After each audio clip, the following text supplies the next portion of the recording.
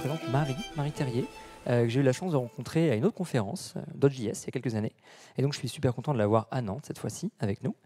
Marie, elle est CTO de Yelda, un SaaS d'application vocale. Mais elle est aussi organisatrice de Ladies of Code Paris. Et vous l'avez peut-être déjà croisée à Devox, puisqu'elle est polo rouge, Red Coat. En fait, je pense que vous la connaissez aussi bien que moi, Marie. Est-ce qu'il y a des gens qui connaissent la BD Comic Strip ici? Bien, je vais vous donner une petite anecdote qui me plaît beaucoup. Marie, elle a inspiré un des personnages de Comic Strip. Ce qui est plus surprenant, c'est que ça n'est pas la dev front-end qu'on s'attendait à voir, mais bien le sysadmin barbu. Il est là. Sur cette anecdote, je vous laisse avec Marie et sa présentation démêler vrais produits et hallucinations, retour d'expérience d'un agent téléphonique, chercheur de chaussettes. Applaudissements pour Marie.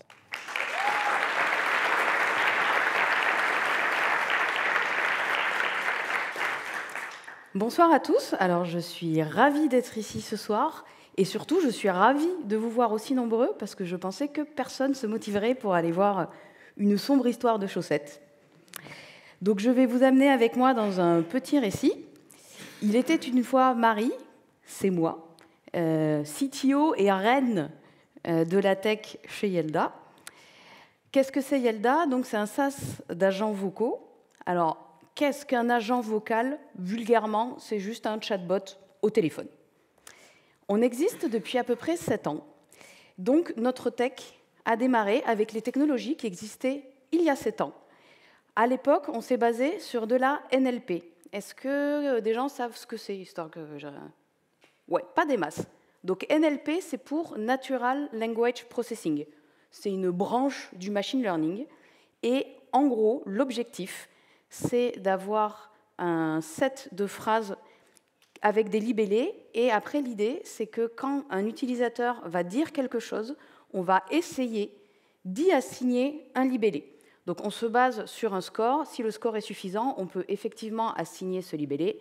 Si ce n'est pas suffisant, on n'a pas compris.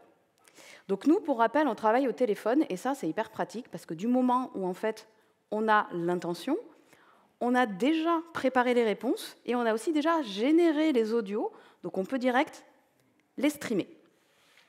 Donc ça, c'est pas mal, mais ça va fonctionner que pour des questions très simples. Par exemple, si je dis « Qui est le roi du royaume ?», on peut répondre « Le roi Arthur règne depuis 2300 ans ». Mais si, par exemple, quelqu'un me demande où est-ce que vous livrez, eh bien, je ne vais pas donner la même réponse en fonction du pays. Donc pour ça, on a un concept qui s'appelle les slots. Donc en fait, c'est des valeurs. Et parfois, pour être capable de jouer la réponse à une question, on a besoin d'obtenir une valeur qu'on n'a pas. Donc par exemple, la NLP nous permet, grâce à un système d'entités, d'extraire un élément d'une phrase. Si vous dites « j'aime les sushis », ben, je peux extraire que sushi, c'est de la nourriture. Je veux une pizza, pizza, c'est aussi de la nourriture. Donc là, en l'occurrence, dans quel royaume souhaitez-vous être livré? J'ai l'entité lieu Westeros, je peux remplir mon slot Westeros et je peux répondre « nous livrons bien à Westeros ». Par contre, si vous aviez dit « le Mordor », j'aurais dit « ah ben non, le Mordor, ça craint un peu, on ne fait pas de livraison au Mordor ». Donc ça, c'était ce qui fonctionnait il y a environ 7 ans. En 2022, GPT 3.5 arrive et là, c'est la grosse magie. Donc en vrai, on l'a intégré début 2023. Et en fait, donc ça, c'est ce que vous avez vu tout à l'heure. Soit, quand c'est tout simple, on a une réponse. Si c'est un peu complexe, on peut poser des questions pour, à la fin, jouer une réponse. Mais en fait, quid des questions qu'on ne comprend pas? Et vous ne serez pas surpris si je vous dis qu'il y en a beaucoup qu'on ne comprend pas. Donc là, pouf, magie, maintenant, on a un super LLM filet de sécurité qui va être capable de gérer ce qu'on n'a pas compris, donc si on s'est un peu raté dans l'entraînement, ou alors les questions qui n'étaient pas du tout prévues. Je veux des chaussettes pour géants. Ah ben non, désolé, on ne fait pas de produits pour les géants. Fin 2023, donc ça c'est juste pour vous situer, ça veut dire qu'on a commencé quand même à bien jouer avec les LLM. On n'est pas encore les rois du prompt, mais on est un peu chaud. On a un client qui arrive et qui nous demande si on pourrait aider des pharmaciens à commander des produits par téléphone. Donc, le client arrive, en fait, c'est pas à moi qui demande, hein, c'est aux commerciaux, ils me posent même pas de questions, ils font « bah oui ». Bon, moi, on me dit ça, je me dis « allons-y ». Et donc là, on me donne une liste de 40 produits. Je me dis 40 produits, on devrait s'en sortir. Puis là, je vois le premier produit, Biaker, Medafit, Biloni, Hélène. Alors, je vois qu'il y a une couleur, mais à part ça, je ne comprends pas trop. Je vois un autre truc, alors il y a des histoires de sel 2, de transparent, chaussettes. OK. Puis on continue, j'ai des trucs en anglais, j'ai des millimètres AG. Et là, je vois bas autofixant. Bon, alors, j'ai dit chercheur de chaussettes parce que je voulais un nom de toc sexy. En vrai, on parlait de bas de contention pour les personnes qui ont des problèmes de circulation. Donc là, quand vous voyez tout ça, ça peut vous paraître un peu opaque, obscur, flou. C'était mon but, que vous ressentiez ce que moi, j'ai ressenti quand on m'a filé ma liste. Donc là, on avait déjà des premières problématiques techniques. Par exemple, ces mots ne sont pas dans le dictionnaire. Il y a du franglais. Quand on fait du speech to text, donc de la transcription, les mots qui n'existent pas, c'est compliqué. Sigvaris, ça n'existe pas. MMHG, en fait, c'est des millimètres de mercure. Les gens, ils ne vont pas dire MMHG, ils vont dire 30 millimètres de mercure. Donc, pour nous aider, au niveau des outils de speech to text, il y a quand même des options qui existent où on peut fournir en amont des dictionnaires qui vont aider les outils à intégrer des nouveaux mots dans leur modèle interne. Mais ça ne marche pas forcément très, très bien. Et en plus, il faut savoir que donc, là, les pharmaciens ne connaissaient pas les noms complets des produits. Le concept en fait, de l'application vocale en tant que telle, c'est que les pharmaciens allaient appeler en donnant un nom partiel. Bon, en même temps, qui se rappellerait de ces noms, franchement ? Donc, ils vont dire, voilà, je veux un bas autofixant Medicafit en small pour femmes. Et le but, c'est de l'aider à retrouver la bonne référence. En lui demandant, par exemple, quelle couleur, est-ce que c'est transparent ou opaque, est-ce que tu veux la classe de... Donc, CL, c'est classe de compression numéro 2. Voilà, le but, c'est de les amener à retrouver la bonne référence pour qu'ils puissent passer commande. Alors, vous allez me dire, pourquoi est-ce qu'ils n'ont pas utilisé une interface web ? J'ai toujours pas compris. Et tout ça, c'est au téléphone, et a priori, ça se fait avec un client là qui est venu demander son bas autofixant, le pharmacien, il n'a pas en stock, donc il faut que ça aille vite, il ne va pas attendre une minute que le bot lui pose une question, est-ce que tu le veux en vert ou bleu, ton collant, quoi. Et donc tout ça, voilà, pour passer commande. Donc là, vous l'aurez compris, notre tech, elle n'était pas adaptée. On pose, donc pour trouver ce collant, il aurait fallu que je demande, c'est pour homme ou pour femme ? C'est small ou c'est large ? C'est bleu ou c'est vert ? C'est transparent ? C'est clair ? Oh. Franchement, on ne s'en sort pas. Et pour nous, à paramétrer, c'est un enfer, parce qu'en plus, tous les produits, ils n'ont pas les mêmes paramètres. Bref, ça ne va pas. Donc là, on ne parlait pas encore d'orchestration d'agents. Nous, on a baptisé ça en interne les sous-agents. On a décidé d'intégrer du coup du LLM aussi dans les cas où on est sur un parcours prédéterminé. Donc ici, au lieu d'avoir des questions qu'on pose à l'utilisateur qui sont déjà pré-générées, maintenant, en fait, on a un LLM qui va gérer ça. Ce LLM, il a son propre prompt, juste c'est un chercheur de chaussettes. Il sait faire que ça, il a ses 40 produits, et il est chaud pour poser les bonnes questions. Donc là, on peut voir qu'en fait, on va itérer pour remplir ce slot, et du coup, on va avoir un seul slot de produits, donc ce qui réduit pour nous la complexité de setup, et on va pouvoir extraire plusieurs informations d'un coup. Si le pharmacien il dit « je sais déjà que je veux des collants pour femmes Medicafit bleu », on a déjà 3 infos. Et on pourra poser plusieurs questions d'un coup. Et la taille, et est-ce que c'est transparent ? Bref, c'est plus naturel. Donc ça, on fait une démo au client, ça pose des questions pertinentes, la conversation est naturelle, et au final, l'objectif qui était d'extraire la bonne référence, ça marche. Voilà, on est content. Et maintenant, je vous remercie pour votre attention. Si vous avez des questions... non, c'est pas ça la vie. Donc le client est content et on reçoit un petit email. Voilà, nos 20 000 produits. Et il nous faudrait en allemand aussi. Dans un mois. Merci. Bon, ben là, vous vous en doutez, passer de 40 produits à 20 000, ça ne va pas le faire. Alors, pourquoi? Alors, si on se reprojette en 2023, il y avait tout de suite, il y a le problème de la fenêtre de contexte. Alors, qui sait ce que c'est une fenêtre de contexte? Beaucoup, c'est pas mal. Ben, après 2 jours de DevFest, vous avez dû voir passer. En gros, un LLM, ça manipule du texte. On va utiliser le terme technique token. Et ça peut gérer une quantité maximale de texte. Au bout d'un moment, ça ne gère plus. À l'époque, en 2023, ça plantait. Genre, l'API, elle ne répondait plus, salut. Et donc, qu'est-ce que c'est qui rentre dans la fenêtre de contexte? Il y a les inputs, donc par exemple, c'est l'historique de conversation, le message de l'utilisateur, il y a aussi le prompt, et il y a aussi la sortie. Et à l'époque, on était limité à quelques milliers de tokens. Donc, par exemple, nous, quand on a codé l'outil, on comptait à combien de tokens on était, et si jamais on voyait qu'on atteignait la limite, ben on coupait, par exemple, l'historique de conversation, pour être sûr de pouvoir générer l'output. Donc ça, c'est plus un problème aujourd'hui, mais c'était méga relou. Et puis, c'est lent. Forcément, quand on rajoute, vous l'avez sûrement déjà essayé, quand vous mettez beaucoup de contenu dans un prompt, il ralentit. Là aussi, on a commencé à avoir des hallucinations. Bon, ben, le LLM a dit « Ah, ben oui, j'ai bien trouvé ton produit, c'est l'AXB22 ». Ça n'existe pas.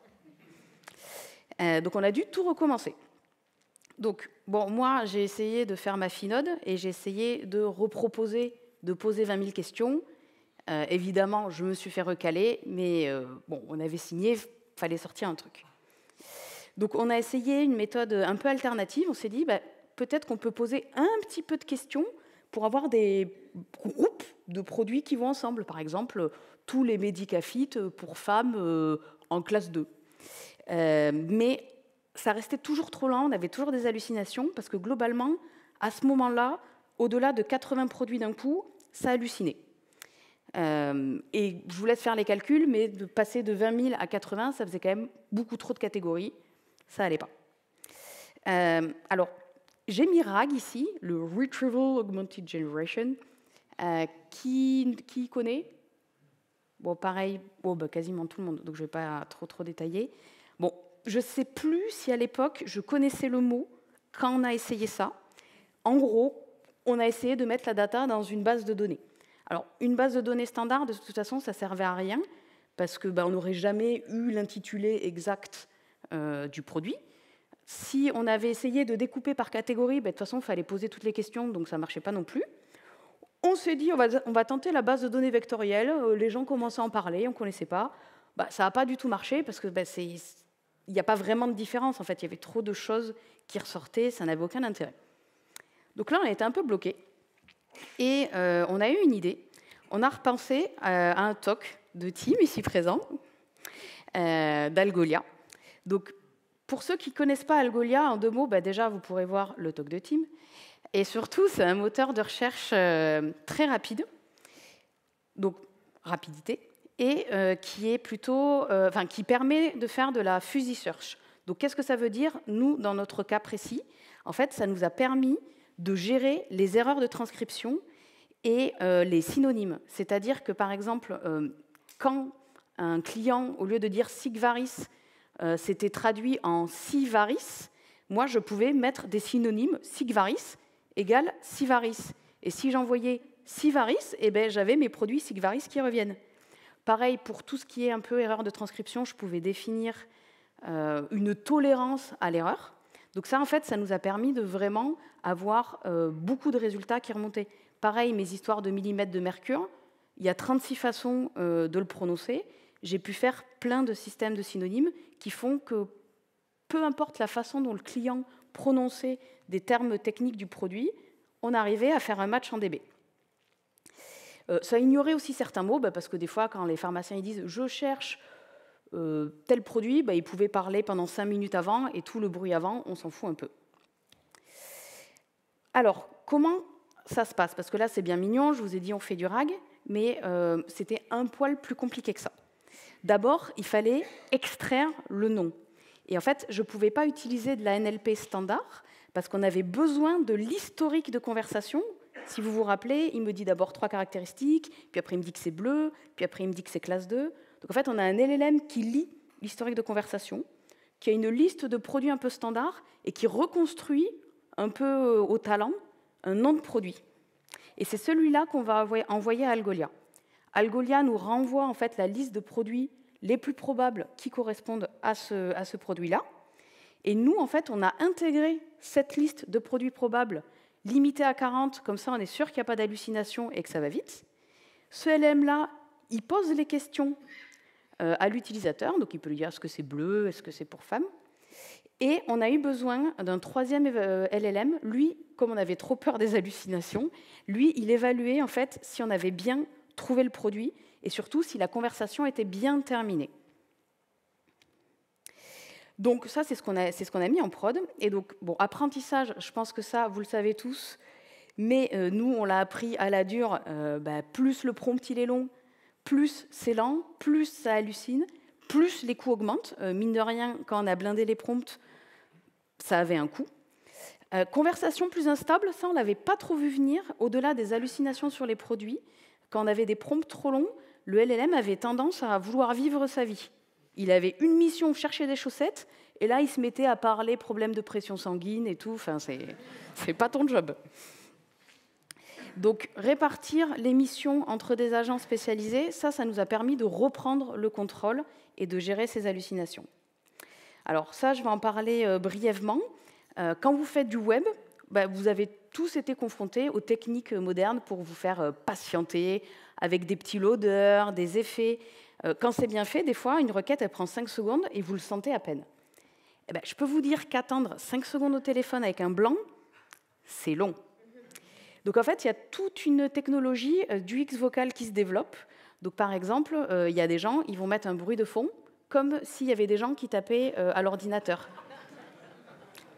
Nous, on a fait des petits messages qui disaient « Oh, je regarde dans ma base de données. Ah, j'ai trouvé !» Et alors, vous savez que dans le web, on a du HTML, et bien dans la voix, on a du SSML. Donc c'est pareil, c'est un langage de markup. Et quand vous avez une balise pour mettre du texte en gras, nous, on a des balises pour faire crier, pour murmurer, et pour faire ce qu'on veut, et donner des respirations, en fait, habiller la voix qui est générée. Donc après, ça, c'est bien mignon, mais c'était pour un client, et honnêtement, ça nous a demandé beaucoup d'efforts. Donc on l'a généralisé, et en fait, ça nous a permis de craquer un problème qu'on avait du mal à faire vraiment bien, c'était le transfert d'appel. Parce qu'en fait, souvent, une des missions qu'on a, c'est je veux parler à Jean-Michel, je veux parler à Monsieur Saquet. Mais c'est super dur, parce que Saquet, comment vous savez que c'est C-Q-E-T à la fin? Les gens, ils épelaient. Épeler au téléphone, pour un modèle de transcription, ça ne marche pas des masses. Voilà. Là, le LLM, il est capable de gérer ça, il est capable de poser des questions pour qu'on arrive à trouver où est Monsieur Saquet. Et comme je le disais, en fait, on a aussi utilisé ce système de sous-agents pour extraire des données dures à obtenir. On a souvent besoin d'obtenir des emails. Je ne sais pas si vous avez déjà dicté votre email à un humain, déjà, c'est chaud. Alors à une machine, et là, on peut faire des corrections. Par exemple, s'il y a une typo sur une lettre, on peut dire non, c'est pas un I, c'est un O. C'est Tango India Mike. Ça, le LLM, il est capable de le comprendre et de le retranscrire correctement. Donc, ça, c'était, on va dire, il y a 1 an et demi. Depuis, on continue à travailler avec des objectifs de latence et de fluidification pour que ça paraisse le plus naturel possible. Donc, on gère, par exemple, la capacité de la personne à interrompre le LLM quand il répond. Ça, c'est un peu complexe. Il faut savoir quand est-ce qu'il s'est arrêté. Du coup, il faut intégrer qu'on n'a qu'une partie de réponse. Si ça se trouve, on avait donné la réponse, mais en fait, il ne l'a jamais écoutée parce qu'il a parlé en même temps. On a essayé d'enchaîner moins de LLM, parce que là, 3 LLM, ça prend un peu de temps quand même. Donc, par exemple, j'en parle un tout petit peu après, mais maintenant, il y a un truc qui s'appelle on peut retourner des résultats formatés. Donc, au lieu de retourner du texte, on retourne un JSON. Donc, par exemple, on a la réponse à jouer, mais on a aussi la valeur extraite et potentiellement d'autres informations, alors qu'avant, on faisait LLM par LLM, maintenant, on retourne un JSON. On a utilisé d'autres modèles. Bon, par exemple, Gemini Flash, c'est quand même vachement plus rapide que ChatGPT. On a fait du voice-to-voice aussi. Donc, on n'a plus besoin de transcrire la voix en texte et le texte en voix. Là, c'est un modèle voix. Donc on parle et le modèle répond directement. C'est pas encore au top, mais franchement, on en a en prod, ça va. On a mis du function calling, donc ça, c'est quand on propose au LLM de pouvoir utiliser des outils pour réaliser des tâches et il choisit lui-même s'il a besoin de l'outil ou pas. Ça, on ne l'a pas encore vraiment fait, mais là, j'ai eu beaucoup d'inspiration pendant ces 2 jours concernant le MCP, A2A. Fiabilité, on continue à apprendre des trucs en promptant. Il n'y a pas longtemps, quelqu'un a essayé de préciser vraiment dans le prompt qu'il y avait des erreurs de transcription. Et le LLM, il marchait mieux après. Donc voilà, je parlais des outputs structurés. On nous demande aussi de faire attention aux biais, c'est-à-dire qu'en fonction de qui appelle et de son contexte, la réponse doit rester la même. Et on s'intéresse, on essaie de s'améliorer aussi sur l'ingestion des données, sur tout ce qui est autour du RAG et du chunking. Donc ça, c'est un work in progress que j'espère présenter un de ces 4. Et voilà, merci beaucoup.